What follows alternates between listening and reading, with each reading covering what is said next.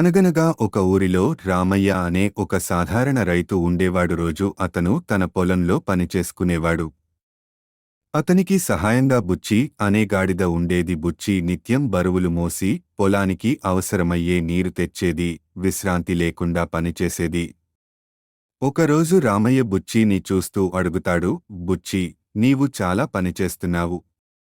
కాని నీ కోరిక ఏదైనా ఉందా? బుచ్చి మౌనంగా చూసి తల ఊపుతుంది. అప్పుడు బుచ్చి, నాకు ఒకే ఒక కోరిక ఉంది. ఒక్కరోజు అయినా నాకు స్వేచ్ఛగా తిరగాలనుంది. ఎవ్వరూ నన్ను ఆపకుండా నన్ను జంతువుగా కాక మనిషిలా చూడాలనుంది. రామయ్య బుచ్చికి సెలవిస్తాడులా, రేపు నీ సెలవురోజు నీవు ఎక్కడికైనా స్వేచ్ఛగా వెళ్ళి రావచ్చు.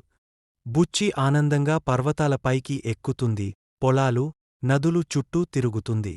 కొత్త గాలిని పీలుస్తుంది, పూల పరిమళాన్ని ఆస్వాదిస్తూంది.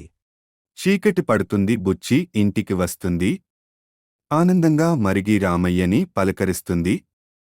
రామయ్య ఆప్యాయంగా తలపై నిమురుతూ, నీవు నాకో గాడిద కాదు బుచ్చి, నీవు నా స్నేహితురాలివి.